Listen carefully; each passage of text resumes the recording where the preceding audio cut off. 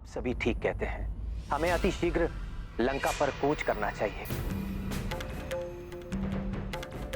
क्योंकि सीता ने संदेशा भिजवाया है कि वो 1 माह से अधिक जीवित नहीं रह पाएगी, और उसके बिना अब मेरा जीवित रहना भी कठिन होगा।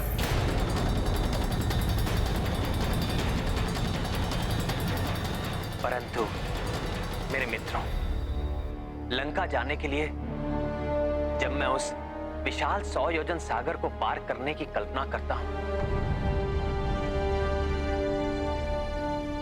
तो मेरा उत्साह क्षीण पड़ जाता है।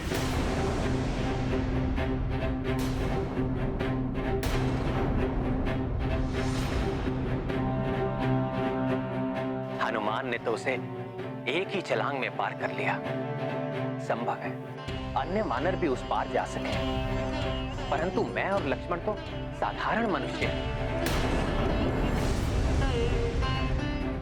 हम अपने बाणों को उस पार भेजकर लंका पर प्रहार कर सकते हैं, परंतु जानकी को लौटाने के लिए मुझे स्वयं जाना होगा, और वो तो हम दोनों भ्राताओं के लिए मुझे असंभव सा प्रतीत होता है।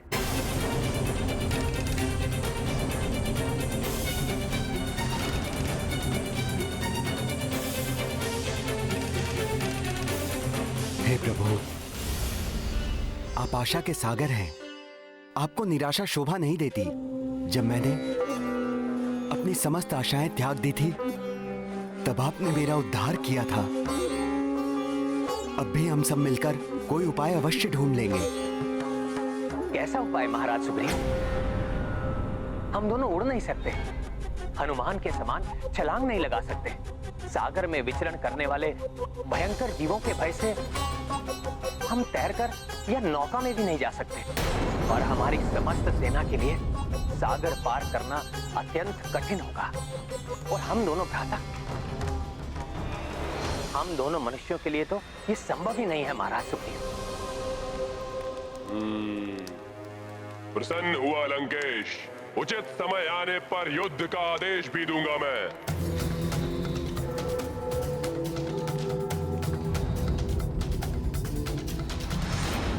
तो क्या मैं मान लूं कि आप सभी का समर्थन मुझे प्राप्त है? कोई ऐसा तो नहीं इस सभा में जिसे मेरे निर्णय पर संदेह हो? नहीं महाराज, कोई संदेह नहीं। युद्ध के लिए तत्पर हैं। विजय अवश्य हमारी होगी। प्रतिशोध चाहिए हमें। महाराज रावण की जय। लंकेश रावण की जय। महाराज रावण की जय।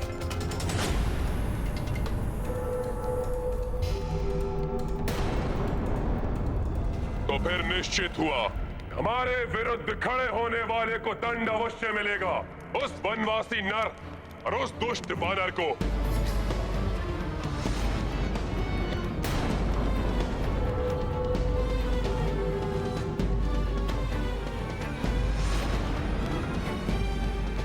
क्षमा कीजिए महाराज, युद्ध से पूर्व एक बार पुनः विचार कर लें। प्रथम अपराध किसका था?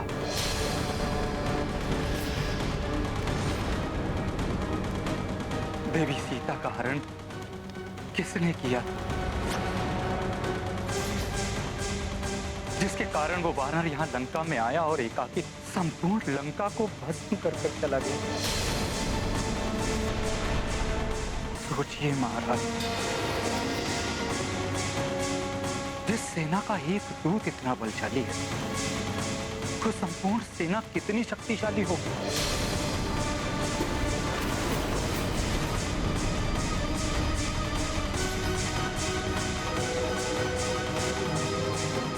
जिस एक रामदूत में इतना समर्थ है, उन प्रभु श्री राम की कितनी अपार समर्थता होगी।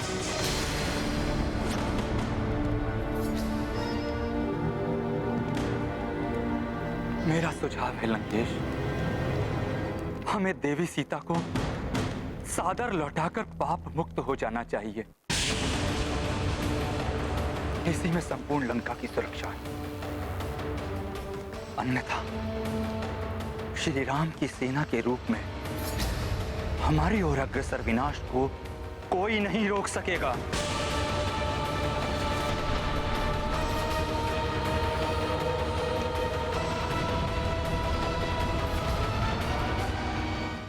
मैंने उनसे जो कहा था वही आपसे भी कहता हूं प्रभु। आपके नाम ने मुझे लंका जाने का साहस दिया प्रभु। आप ही का नाम लेकर मैंने लंकनी को एक ही मुष्टि प्रहार से मूर्छित किया। लंबे समय तक लंका में भटकने के बाद भी जब माता लंका में कहीं नहीं मिली, तब उन्हें भी आप ही का नाम लेकर ढूंढा और आप ही के नाम से संपूर्ण लंका को अग्नि में भस्म किया। आपका नाम लेने से ही सब बाधाएं स्वतः मिट गईं।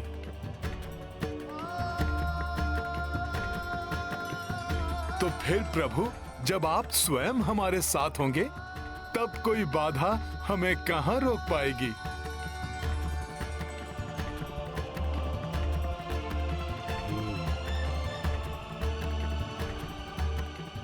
प्रभु, आप अपने तपोबल से त्रिलोक लांघ सकते हैं। अपने बाणों की शक्ति से समुद्र को सुखा सकते हैं। केवल अपने नाम राम की शक्ति से।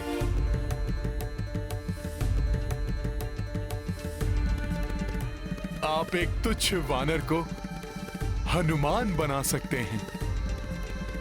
आपके लिए कुछ भी असंभव नहीं है प्रभु। हनुमान, तुम्हारे शब्दों ने मेरे गुरु विश्वामित्र द्वारा मुझे दी गई शक्तियों का स्मरण करा दिया।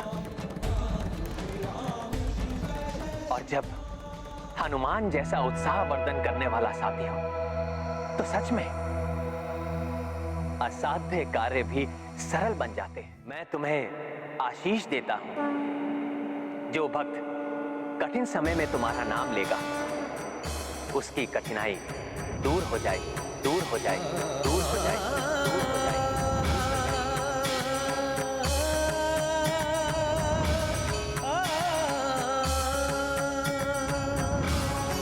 तुम्हारा स्मरण कर जो भी आगे बढ़ेगा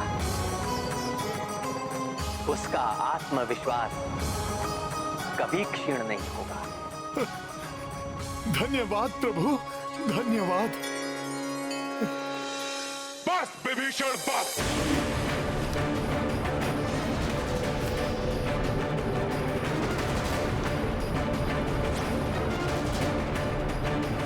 चेतावनी देता हूं मैं तुम्हें, अपने शब्दों से इन्हें हतोत्साहित करने का प्रयास मत करो।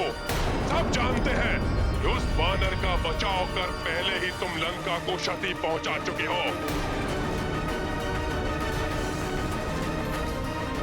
और है कोई इस राजसभा में जो विभीषण के समान भयाक्रांत है?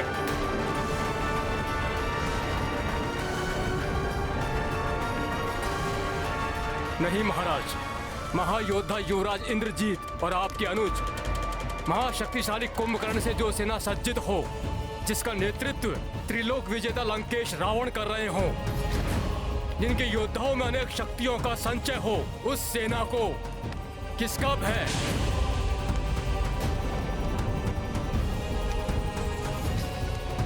हाँ महाराज, उस नर और वानर की जोड़ी से भयभीत होने का कोई कारण नहीं है महाराज। हम आपके साथ हैं।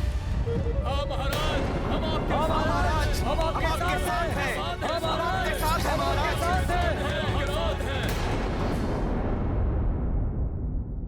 अब हमें एक क्षण भी व्यर्थ नहीं गंवाना चाहिए। महाराज सुग्रीव, आप अपनी सेना को संबोधित कर उन्हें तैयार कीजिए। प्रभु, मेरी सेना पर आपका अधिकार है। अब वो आपकी सेना है। आपके आदेश का पालन करने के लिए तत्पर है। आप आदेश दीजिए प्रभु।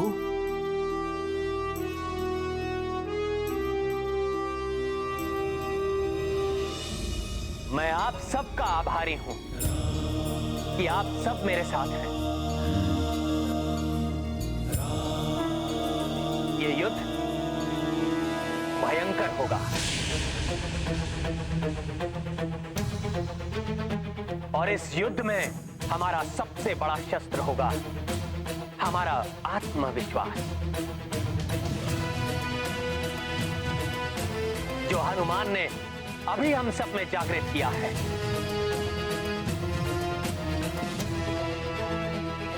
हमें उसी विश्वास के साथ आगे बढ़ना होगा। हमें स्मरण रखना है, हमारा शत्रु कितना भी विकराल क्यों ना हो, उसकी शक्ति को हमें कम नहीं आंकना है, परंतु शत्रु से भयभीत भी कदापि नहीं होना है। आज उत्तर फाल्गुनी नक्षत्र है, कल चंद्रमा का हस्त नक्षत्र से योग होगा, इसलिए हमें अपनी संपूर्ण आत्मशक्ति बटोरकर आज ही प्रस्थान करना होगा। मैं आज ही अपनी शक्तिशाली सेना को भेजकर उस वनवासी नर और उस दुष्ट वानर का अंत करवा दूंगा। इससे पूर्व कि वो अपनी सेना बना पाए।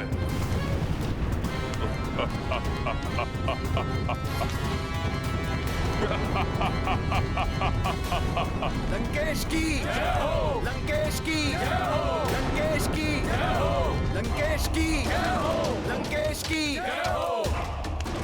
जय श्री राम, जय श्री राम, श्री राम, जय श्री राम, जय श्री राम, जय श्री राम, जय श्री राम, जय श्री राम, जय श्री राम।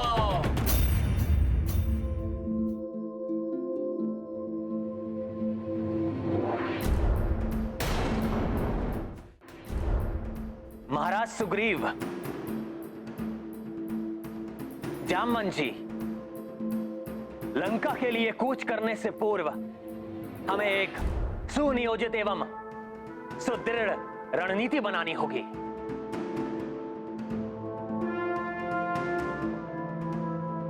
समझ गया प्रभु।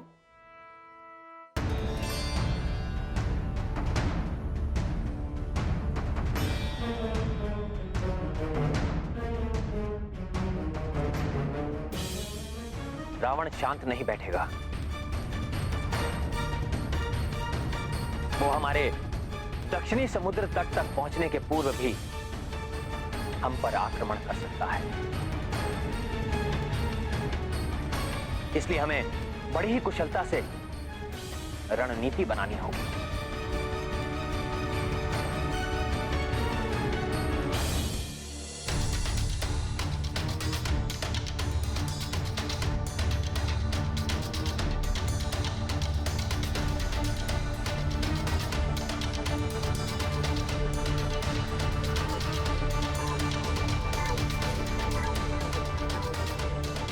ये जो बाण का सिरा दिखाई दे रहा है, ये हमारी 1 लाख वानरों की सेना होगी, जो सबसे आगे बढ़ेगी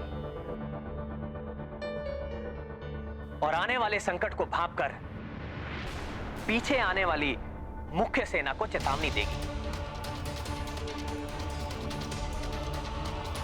इस सेना के योद्धा गुप्त संदेश देने के लिए आवश्यक सामग्री से सज्जित होंगे और गुप्त भाषा का प्रयोग करें।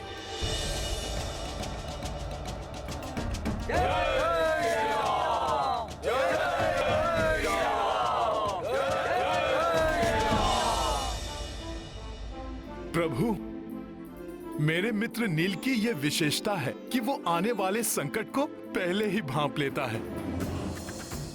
हम इसे इस टुकड़ी का नायक बना सकते हैं।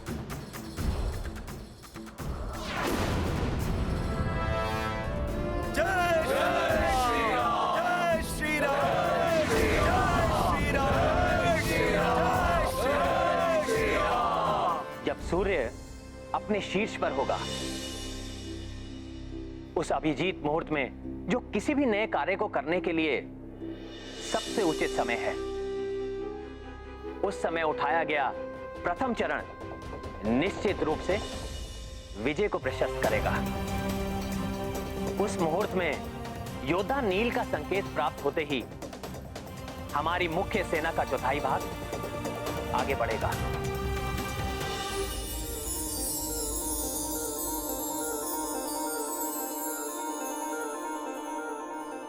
प्रभु, अपनी सैन्य टुकड़ी का नेतृत्व युद्धपति गवई गवाक्ष एवं जौचलकोट के हाथ में सौंपना चाहिए। ये सब योद्धा सुरक्षात्मक युद्ध में भली भांति निपुण हैं।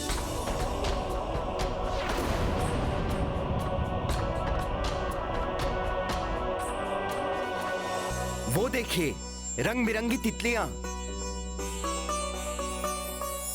अर्थात हमें आगे बढ़ने के लिए योद्धा नील द्वारा भेजा गया संकेत।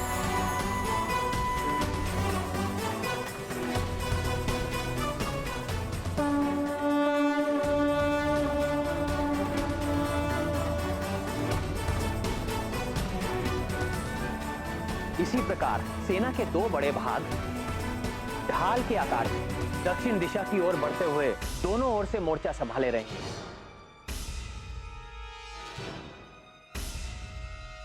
वानर वीर, मैन, द्विद, गंधमादन और नल, इन सबको इन सैन्य टुकड़ियों का सेनापतित्व सौंपा जा सकता है प्रभु, किंतु ये सेना के बाह्य भाग में स्थित रहते हुए वाम एवं दक्षिण मोर्चे की सुरक्षा करेंगे। हाँ हनुमान, तुम्हारा अनुमान सत्य है। ये चारों योद्धा किसी भी बड़ी सेना का नेतृत्व भली भांति कर सकते हैं।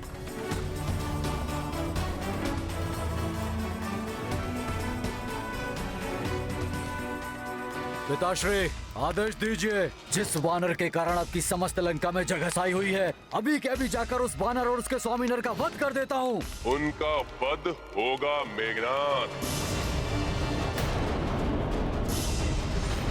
किंतु हमारी प्रिय लंका में अग्नि से जो क्षति हुई है उसको पूर्ववत कराना होगा।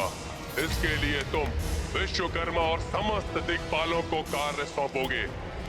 उचित है पिताश्री, किंतु उस वानर और उस नर के अंत के लिए किसे भेजना चाहेंगे?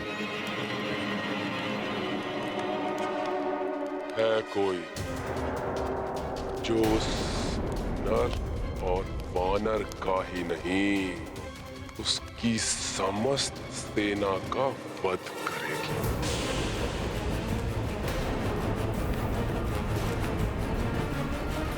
वो भी उन्हें छुए बिना।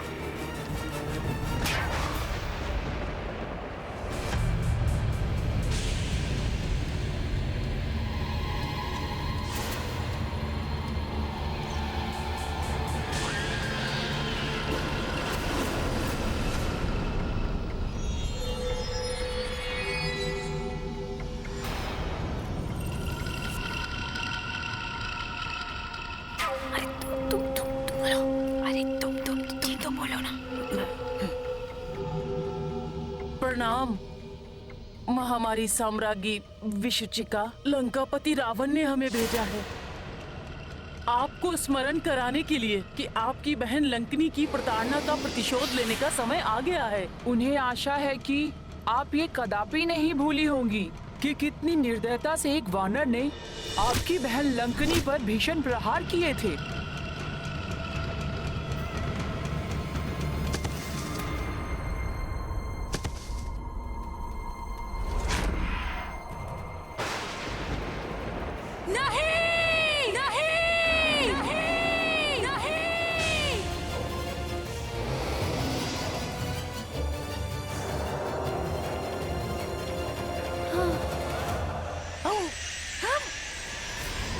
विशुचिका हूं मैं,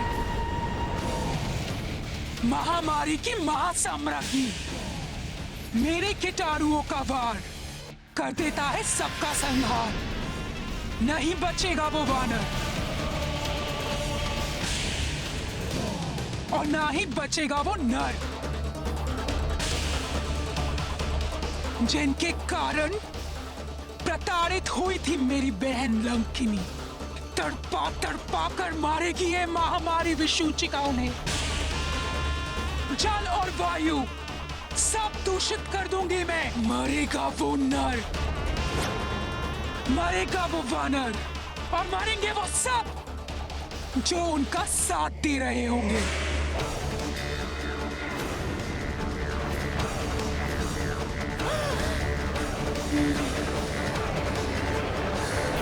किसी भी कार्य को आरंभ करने के लिए उत्साह के साथ उचित योजना भी आवश्यक है, तभी सफलता मिलती है।